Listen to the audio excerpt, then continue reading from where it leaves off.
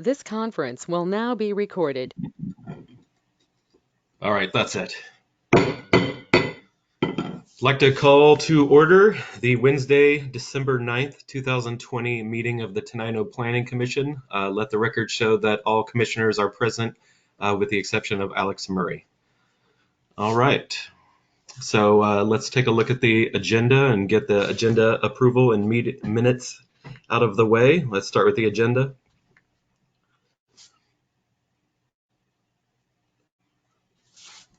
This is Erin. I'll move to approve the agenda for the Planning Commission meeting for December 9th as presented. I will second. Okay, all those in favor? Aye. Aye. Okay.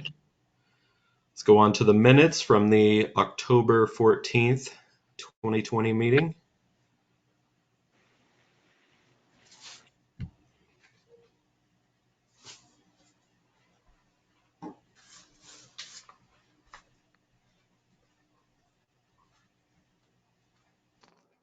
And I'll move to approve the minutes as presented from the Planning Commission meeting on Wednesday, October 14th, 2020. This is Erin. I'll second. Okay, all those in favor? Aye. Aye. Aye. All right, the ayes have it. We have no public to comment, correct? No? Okay, let's see. Let's go on to the mayor's report. John? All righty, good evening, everybody. Quite a few things happening. So we are closing the contract for the infrastructure extension to the Ag Park property. We wound up not being able to extend sewer service lines, but we are buying the pipe and we'll have it on hand so that when we need to run it to a building, we can do that as the building's built and we won't have to buy the pipe, courtesy of the state. We have already begun renovation on City Hall. The first thing they did was tore up the southwest corner of the second floor roof and discovered that our worst fears were not realized. Our worst fear was that it would be all rotted up there and we'd have to replace a lot of the lumber, but the lumber is really in good shape. The construction techniques were not the best in the world, and the joints were simply falling apart, and the weight of the structure was causing that hip to sag. So they jacked it up back to where it was level, and using appropriate construction techniques, reattached all the joists and beams and all those things, and now she's in good shape. When the weather turns good for more than a week, they'll put the rest of the roof on. And Chair Rutherford was in today doing an asbestos survey because we were concerned that, you know, it's an older building. We really don't know what's in there. It's had several other renovations and remodels, so we don't know what was used. And hopefully he won't tell us that we all have to evacuate tomorrow. Construction at I should say the Quarry Pool renovation, our public works crews are really doing a lot of work getting the old concrete out of there from the old kiddie pool. And the snag we're having is with the aquatic engineer. I can't tell you the reason, I don't know the reason, but there's some challenge that the city engineer and the aquatic consultant are trying to work out. They're arranging another meeting for us. She has arranged for one of her subcontractors to present a 3D view of the issue. And so we're kind of really excited about seeing what the heck that's going to be about. But once we get the engineering diagrams done, we're ready to start work on it. Mike Marshall from Gibson Olson has identified a contractor. So as soon as we get the plan set, we can start working on it. With any kind of luck, we'll still be ready by this coming summer. Quarry Pool, or I'm sorry, not the, this says Quarry Pool renovation, but it's the Quarry House renovation. We've got a plan and everything. We're ready to go. The county doesn't have a contract with us because they're still in the heritage survey mode. As soon as they hear back from all the affected tribes, then I'm thinking we'll probably get that contract going and get that project started.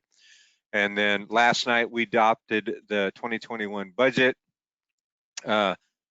moving away from economic development, so to speak, in this year's budget.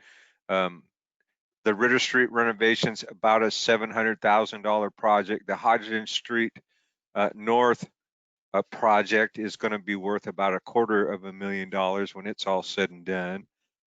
The city parking lot paving is a one-to-one grant. I'm sorry, a grant with a one-to-one matching component that's worth up to $52,000, depending on how much the city ponies up. And out of the city's own funds, we are embarking on a 3-year plan to replace each of the current police cruisers. So what happened there is back in 2016, we bought 3 brand spanking new Ford Explorers. This coming year will be the last year we have to pay on those. And so we're going to buy a new cruiser basically every year now, and we'll rotate the oldest out so that we've discovered that's really a more efficient and effective way of conducting business for the police department, because we buy the older cars and yeah, they don't cost as much to acquire, but the maintenance kills us. So we have very few maintenance costs. Everybody gets to drive a new rig, so that boosts morale, and we think that's the correct response. We're going to buy 2 emergency vehicles for the public works. One will be equipped for primarily water issues. The other will be equipped primarily for sewer issues. We're going to hire 1 additional maintenance worker to operate the septic receiving station that we have built out there at the plant. What I didn't put in here is, in addition to that, it won't come with personnel, but we're also going to start work on a composting facility, and the budget includes rental of a belt press. So what we're thinking is about once a quarter, we'll rent a belt press, start it up, dewater the biosolids, and continue with our septic receiving operations. That keeps us square with ecology, and it keeps the engineer happy. And then for the employees at the city, a 3% COLA all around. And then news that is not on here, but I'm going to tell you, it's with great regret that I announce I will no longer be with the city after the 31st of this month. So this is my last meeting with you guys. Pending your questions, that's my report.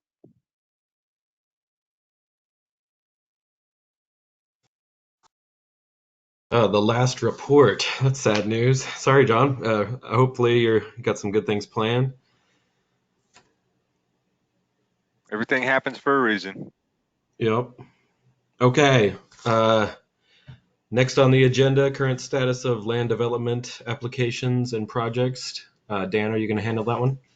You want the screen, Dan? Not yet, but pretty soon here. So you can get ready. I think, what do we got after this? The DAHP. Okay. Yeah, let me see if I can see that a little bit better. Let's see what we have here.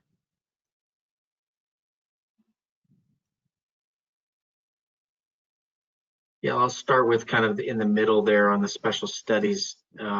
We're going to talk a little bit more about the comprehensive plan approach later in the meeting, but on the special studies side, with Department of Ecology, the application is under review with Department of Ecology, and they have offered their comments to our initial draft. So we're going to respond to those and wrap that master program up. I think back earlier in November, we had a very good meeting with ecology staff and kind of squared away a few things. Currently, the draft, I'd say it's like we'll come back in January and let you see that last version and run it through a review and adoption or recommendation process in the spring. So I'd say that's a Q1 deliverable on the SMP. Number 2, there's special studies development of a habitat conservation plan. As you know, I think we've reported out on this before, that the state and the federal groups associated with Fish and Wildlife Service and the Department of Fish and Wildlife at the state level are supportive of a habitat conservation plan to look at prairie species, specifically the gopher. And that grant application, the intent is to get that all ready to submit as soon as the period opens and the state would help shepherd that through the process. So right now, I believe that Tenino is the only HCP being proposed in the state of Washington from a municipality. So that's good, and in that that grant application will be supported, by the full weight and measure of our colleagues at the state level. So that's the 2 on the special studies. Jumping down to Hidden Meadows, those houses are underway. I think there's only a few houses left. So that's exciting. Johnson Short Plat, those building permits are issued. We've got pending maybe up to about 11 lots there in row 3 that I think will eventually come online. We're working through some right-of-way improvement issues and also some tree retention, but those are not too far out. I'm hoping to have better clarity on that later this month. But Carl Taiji is the proposed developer on row 3 there, my rock pile. Number 4, Tenino Fuel Center, that's still under review. I think it's getting closer. That's the site proposed for Scotty B's. I believe they're going to come in for demo permits for Scotty B's and then come in later for the fuel center job. It is sufficiently set back from the intersection to accommodate a future roundabout. So that was a thing. The circulation's still pretty tight, but I think the facility itself meets the parking and circulation requirements and doesn't limit or doesn't reduce the parking for the market restaurant below the required minimums that are in the other ones to talk about. There's a pre-app for a series of duplexes or triplexes. That's on row 7 there. That I expect that will happen, that there will be a short plat to accommodate at least 3 additional units, maybe up to 6, depending on how those parcels get kind of broken out. So those are some that are on this list. I think there's one more. Oh yeah, Tenino. There's a dental office being proposed across the street from Scotty B's, and that's getting close to coming in, and that'll be. I saw the designs on that today. That'll be a nice addition to the community. Brand new commercial structure with 11 parking spaces. I think 4 on site and 7 on the street. So it'll be nice. Nice new architectural features with including sandstones and some big windows. So that's kind of some of the planning. There's kind of onesie twosies all throughout town, and I think just kind of reflecting the desire to be in some place with some community, but also maybe not crowded, the urban area of Thurston County or elsewhere. So that does it for me. Are there questions on the current planning applications or any of the other things going on?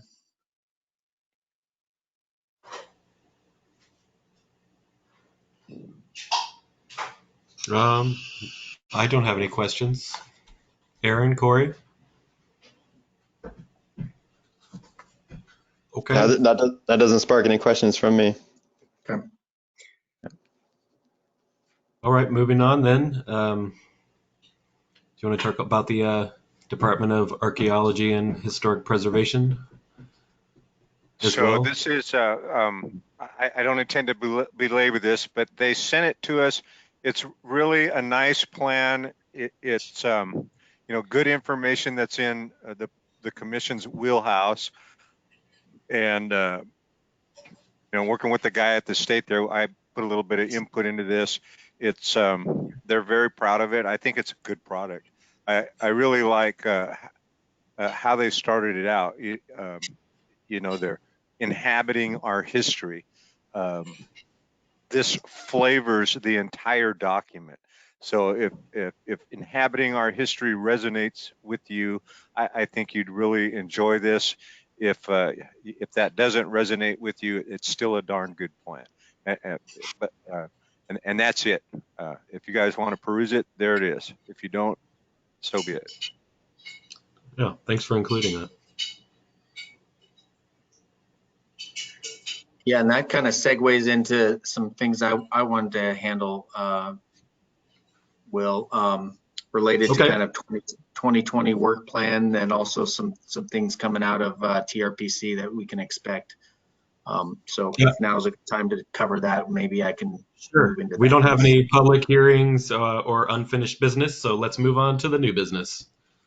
Okay, so we mentioned both the Habitat Conservation Plan and the SMP are expected to kind of, one kick off and the other one wrap up early part of next year. If you recall, earlier this year, 2020 has been a strange one, but we were looking through some of the GMA stuff and talking about some short course items. And at one point we had chatted about infill development, and cottage style or cluster tiny home development. That's I have been getting calls on that, and a lot of the development buzz out there in the community, at least on folks who are calling me, are trying to add units and density to existing city lots, which is exactly what we would want as far as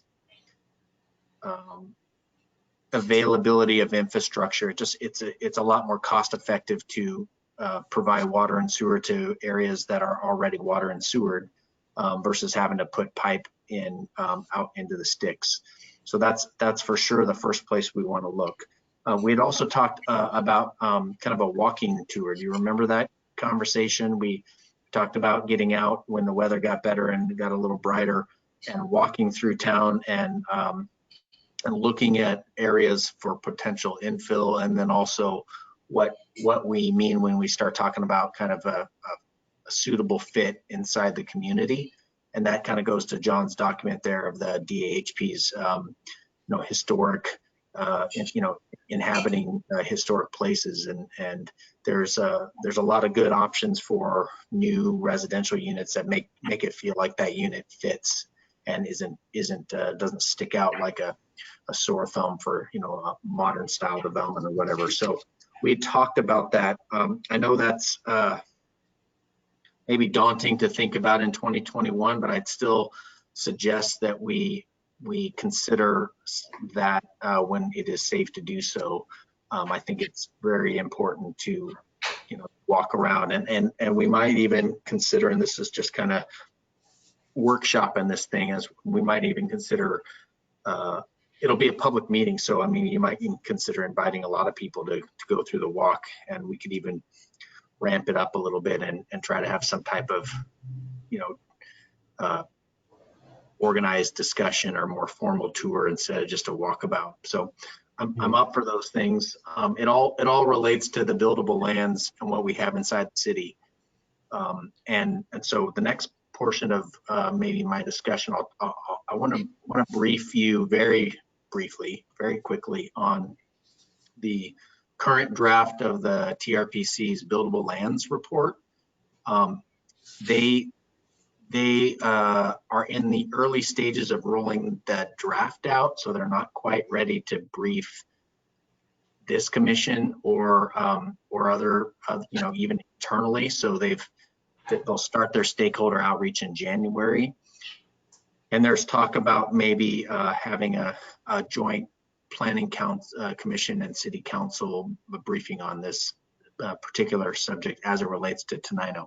But I would like to kind of maybe spend a few moments telling, sharing again what buildable lands means, and then looking at a few quick little maps to start to provide some context ahead of our potential briefing or retreat later in 2021. Okay. So that's your cue, John. How's the city of Lacey doing with their pre-approved plans for the accessory dwelling units? Is that still going well? Yeah, that's a good question, Will. I'm not sure where that's at. I can get back to you on that pretty quick. All right. But I know the last I talked to them, they were working with banks to pre-qualify them as, or pre-qualify them as units with evaluation. You probably all know interest rates have been ridiculously low. So if you can't make an ADU work in this day and age, you're going to be hard pressed. I know City of Olympia has been running a bunch of articles, or the Olympian's been running some articles on ADUs inside the City of Olympia, and that's been more problematic. So I think there's some potentially creative ways we can get at infill, similar to what Lacey and others have done. So John, are you able to hand that presentation over to me? Oh yeah. You have the con. Nerd. So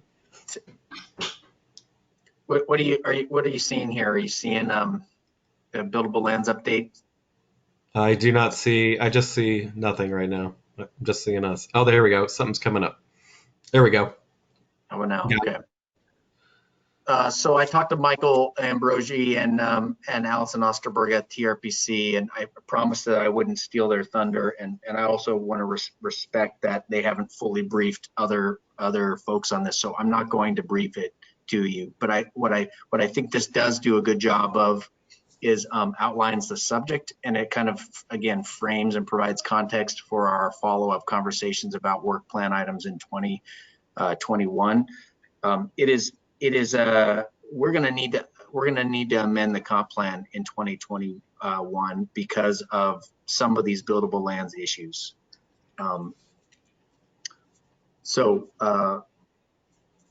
think that's just that's just going to be a fact. It's going to be part of the work plan. That amendment process is anywhere from 3 to 6 months or 3 to 9 months, depending on how many we get.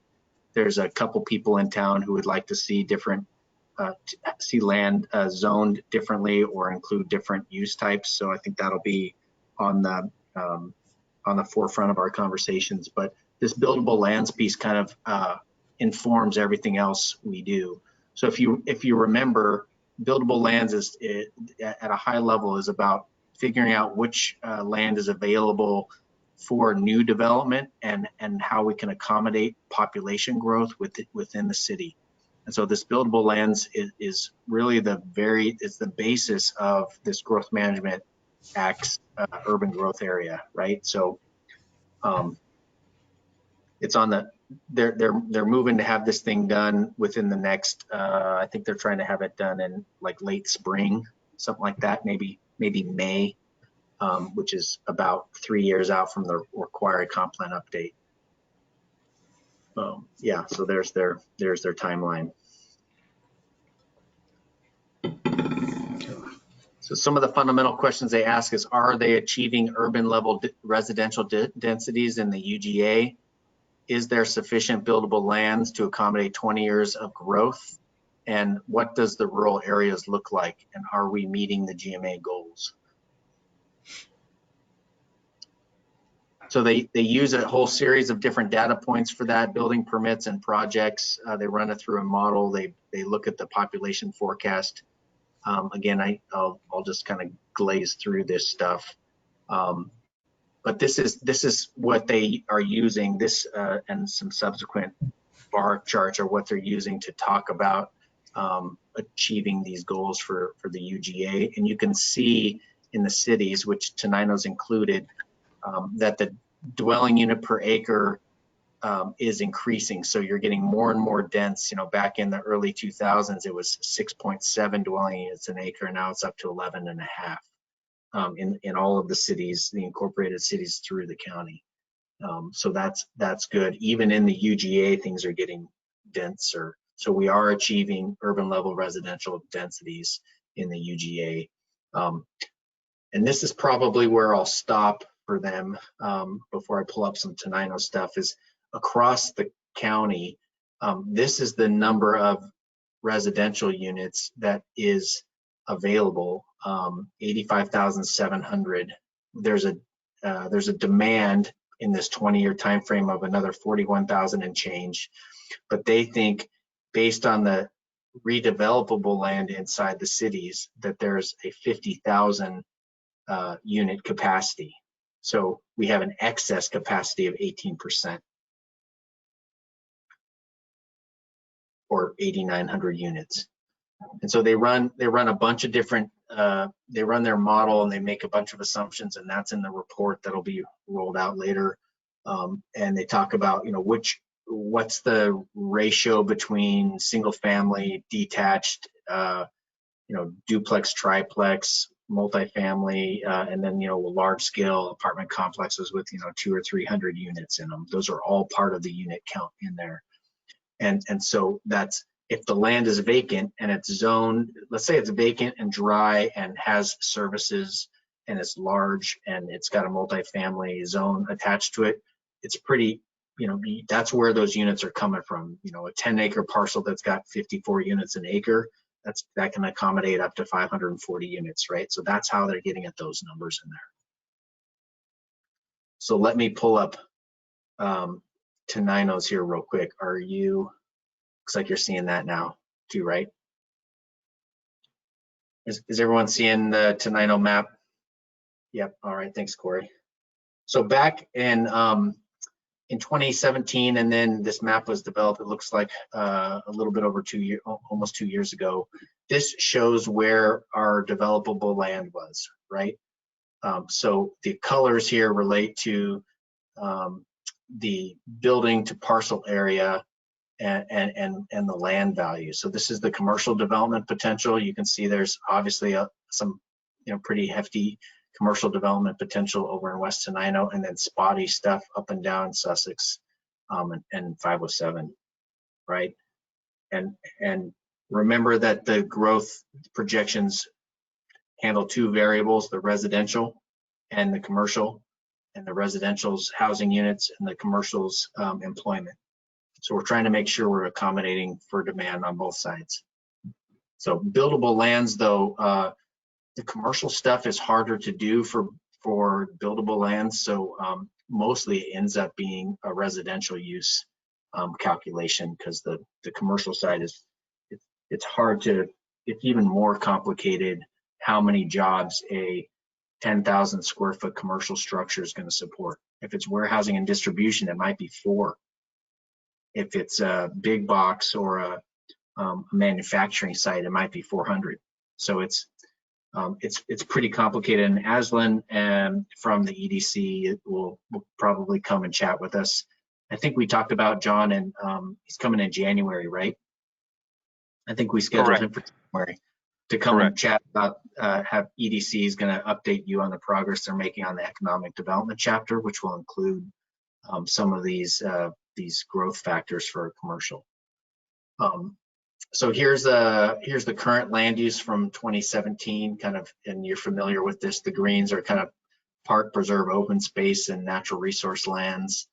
This is the way the land's actually being used. So the pale yellow is the residential, the single family residential, and the brighter yellow is more intense residential.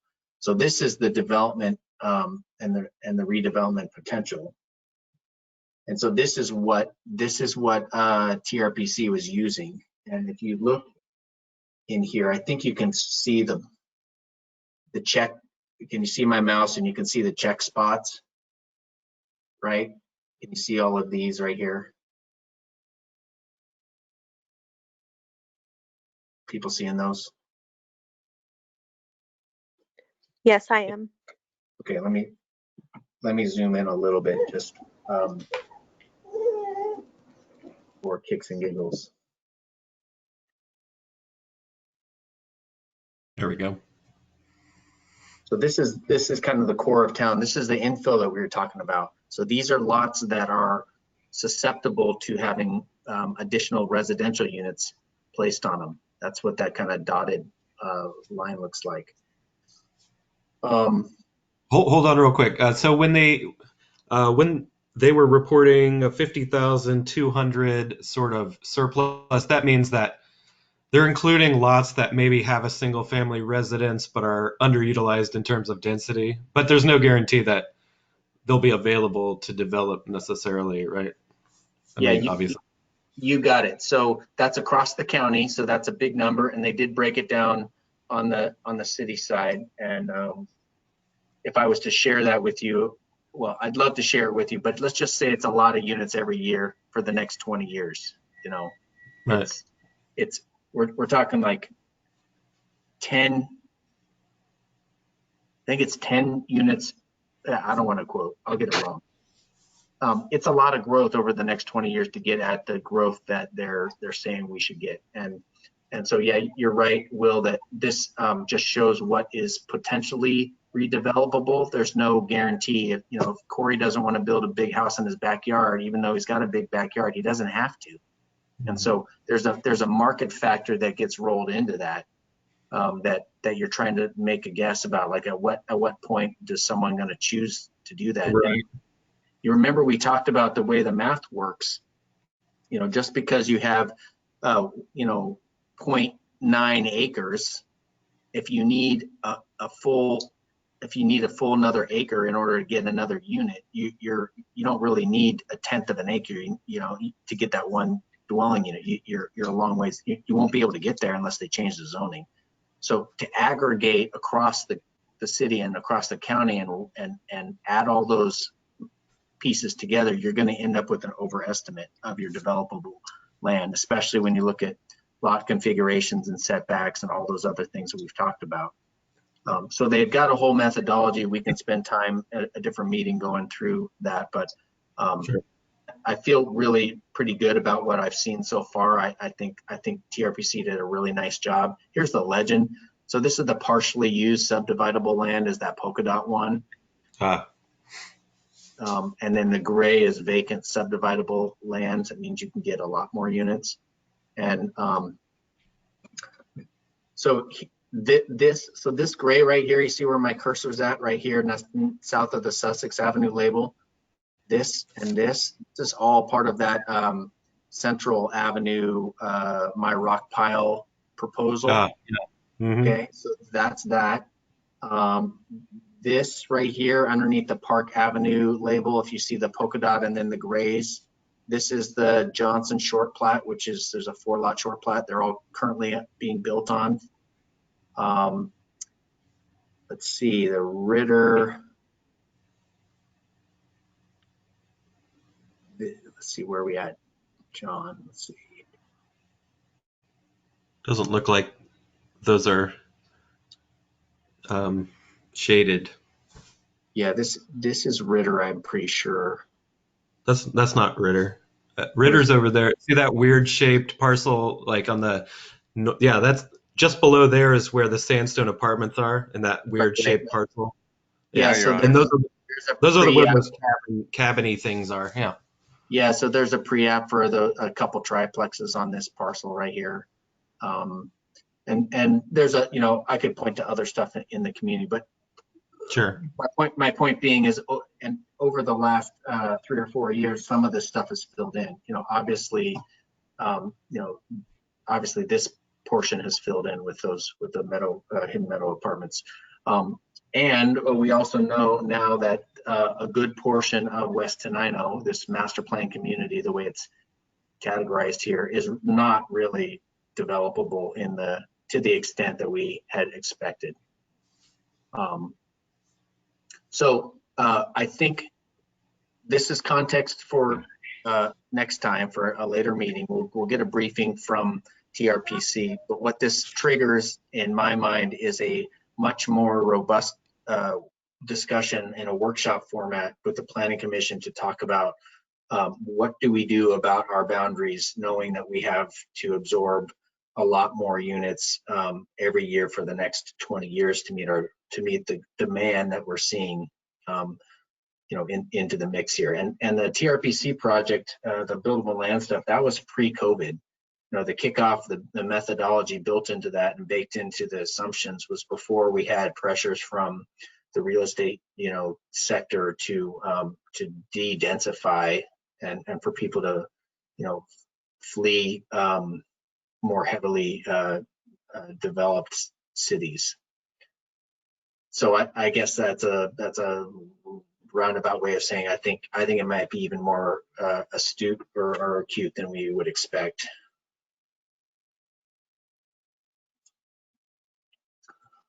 So that's I should probably stop there. Unless, what questions do you have on this stuff? Just seeing this so far.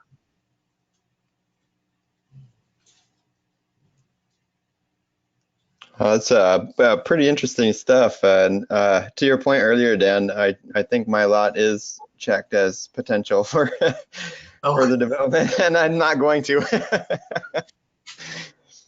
But interesting. So you think COVID might prompt maybe kind of an influx of people to more rural and smaller communities? I've heard that, and so far from the real estate folks, and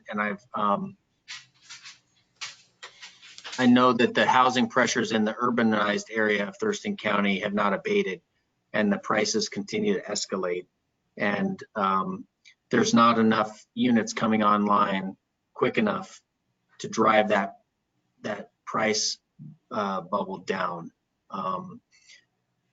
That's one thing. Second thing is the city of Olympia has taken large swaths of previously designated residential property off the table through parks acquisition.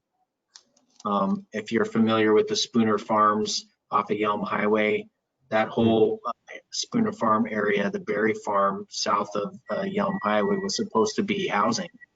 And they bought it, and they're going to turn it into a park, or at least that's the plan. They're putting a park plan together. So there's hundreds of acres that they had thought was going to accommodate their residential growth that's no longer going to do that. LBA is another good example of that. The LBA Park off of I think it's Hoffman and Boulevard, or Wiggins and Boulevard, that's off the table for residential as well. So they have even more extreme pressures in there, and they're going to have to find how to accommodate that density that had been planned for those areas in other places. So knowing what we know about West Tenino, and that a lot of that can't be built out because of pocket gopher, there's in my view plenty of there's grounds and plenty of rationale to move the boundaries around to make sure we do have adequate supply. And I'm not suggesting that you consider going, too far any one way, because the costs associated with, that, remember that, right? If you say you're going to have it in your city, and by putting it in the UGA, that means you're going to extend services out there, and there's a whole domino effect for what that means. So I'm trying not to speak out of two parts of my mouth with the infill on one side and the UGA expansion on the other side. I think it has to be part of the same conversation. Makes sense. So I have a question. On this map to the west of the hidden meadows, I didn't realize that there were some parcels on Mima Acres that were already in the UGA. Is that true? Obviously it is true, I guess. But Yeah, you're asking about this one, right? These ones right here. I think so. Yeah, those. Yep. Yeah, so that looks like it's in the UGA currently, so it's not in the city yet. Sure. I just didn't realize that had happened. I don't have a problem with that. I think that makes a lot of sense.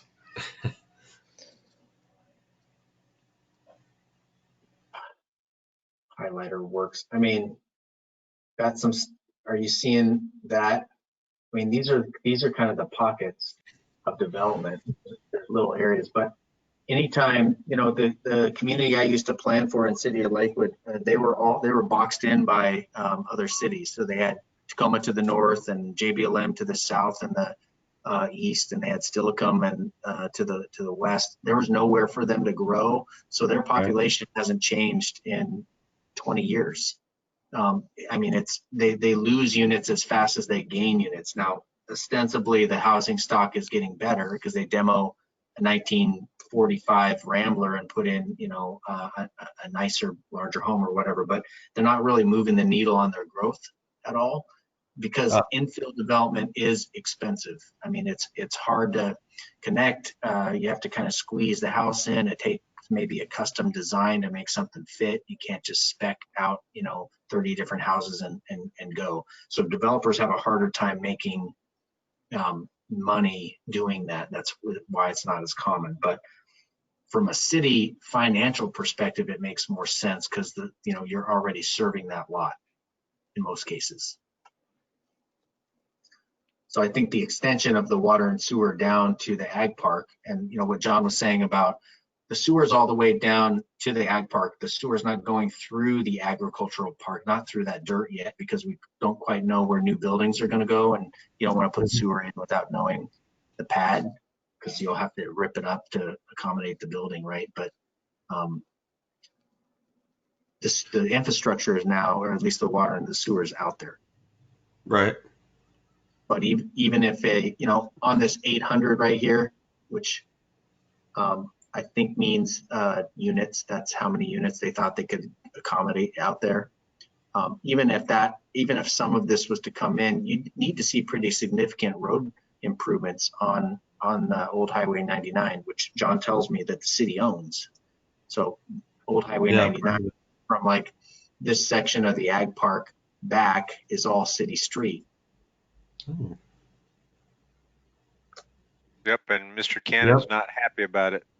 And we own that bridge too, unfortunately. So I don't know, like John and I have talked, and I've talked to the mayor about this parcel right here. Maybe I should clear all this out. Are you seeing the big one? Behind the park there? Yeah. Yeah, like this one. I don't know how plausible that is for a bunch of new homes. I mean, that's the side of a hill, right? Yeah, and it's up above the park too. I'd like to see that become part of the park, honestly.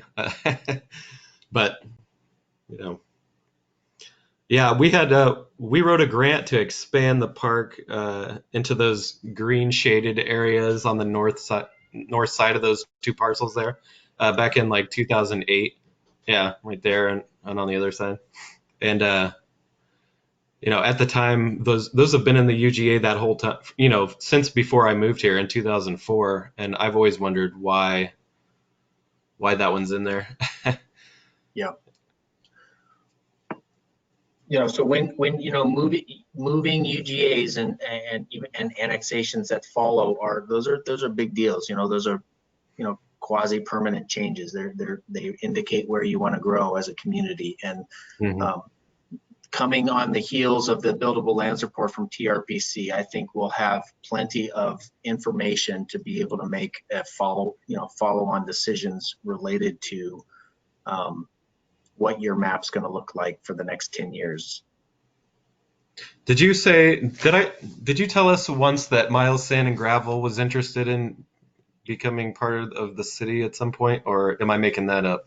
So what I believe is the case is, so Miles, you know, their active pit is down here in this area, right? And I know they're going to continue to mine there. I think there's discussion about what I moved that a little bit too far, but what to do with this portion in here. I see. That's my So understanding as well. Colvin's property doesn't start until they may very well want to mine that. I mean, it's similar to the stuff that's to the south.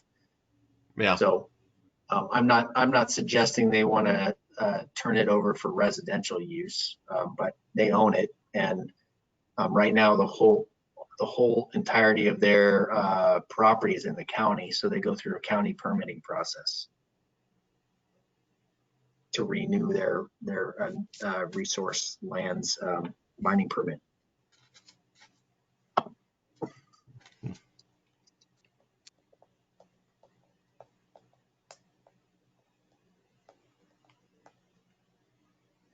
All right, other things.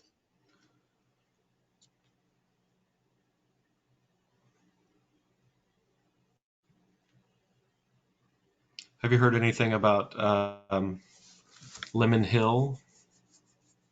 Yeah, that's a fair question. We had people kicking the tires on Lemon Hill, which is, like this area up in here. And same kind of point, that getting infrastructure up there for the number of units that will just to serve, an economically feasible number of units is pretty expensive. So Not a big money maker. I don't know if I said that clearly, but it's real expensive to get, water and sewer to houses up there, and there may not be enough lots to make that pencil. It might be really, really tough. If you're putting in I don't know, $4 million worth of infrastructure, how many houses do you have to sell in order to, Right. Just break even? I guess if the housing prices keep going up, we'll hit that number at some point, but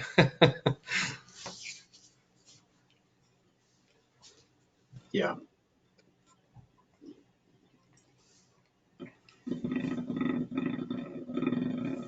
So I think that's probably the big work item for us in 2021, is to work through what the UGA might look like.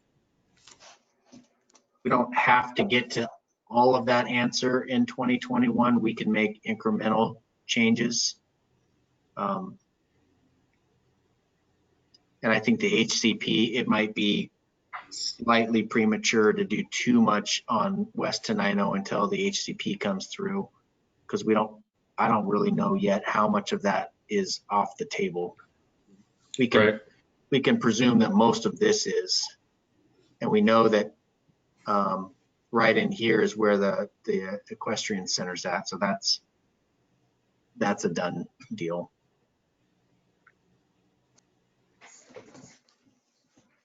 But it's going to be work, I think the Planning Commission needs to be ready to, really put in some quality effort over the next 12 months to work with the community to see what adjustments, if any, need to be made.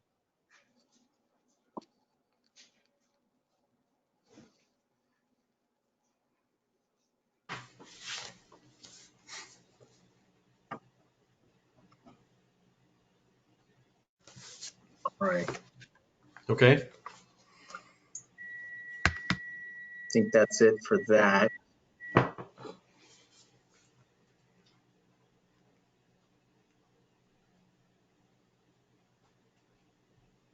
Yeah, and I'm excited about TRPC. TRPC is going to come and brief in January as well. They're on the schedule, so we'll probably have to think about whether to have TRPC go first or EDC go first, whatever makes sense. But they'll brief you the full thing, but it'll be more in depth than what we just did, and it'll get at those specific numbers of growth between now and 2040. And then that'll beg the question on how do we get those kind of lots if West Tenino's more impacted by natural, by the species question than we expected when they designated it that way. When do you think the HCP would be done or started? Is that going to be a 2021 thing, or are we just going to find somebody to do it in 2021? Yes to both questions. I think we will apply for and be awarded the grant in 2021, and the work will be underway. All right. But the work could be, the work could last up to a year. John, I can't remember the time frame on that, but I want to say it's about a year. They were saying 12 to 15 months. Yeah.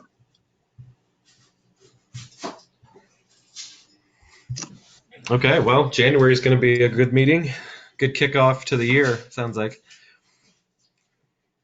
Yeah, is the commission still short a member?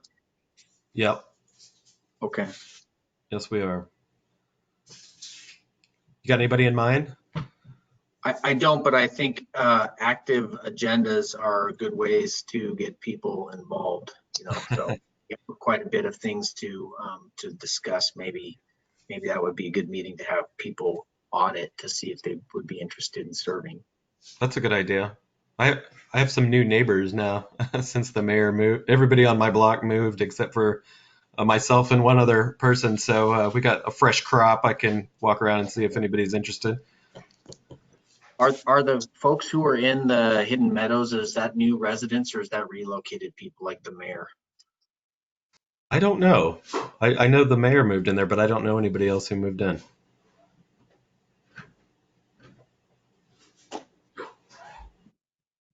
Okay. Yeah. Maybe we could have the mayor go door to door in his new subdivision and see if there's any planning commission. Yeah, that's not a bad idea. Maybe we could put a sign up at the end of the road or something. Well, one thing about Hidden Meadows that's well worth looking at is the street design. Curbs, gutters, sidewalks on one side of the street, bioswale to handle rainwater runoff on the other side of the street. It looks really well. It looks really good. It works very well, and it pencils out for the developers. So that's something we're checking out.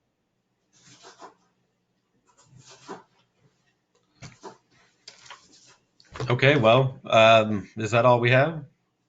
That's it for me. Thank you. All right, thanks, Dan. Appreciate it. Aaron, Corey, do either of you have any announcements, fun happenings, anything going on? No? Yeah, not on my end. Okay, well, if that's the case, then I guess this meeting's adjourned. Thank you, everybody. Good night. Happy holidays. Thanks a lot, John. It's been great working with you as the clerk treasurer. I'm sure I'll see you before you move or whatever, but thank you. Appreciate your putting in your time with the city. I appreciate it. Thank you, Will. Yeah, thank you, John. Thank you, John. Yeah,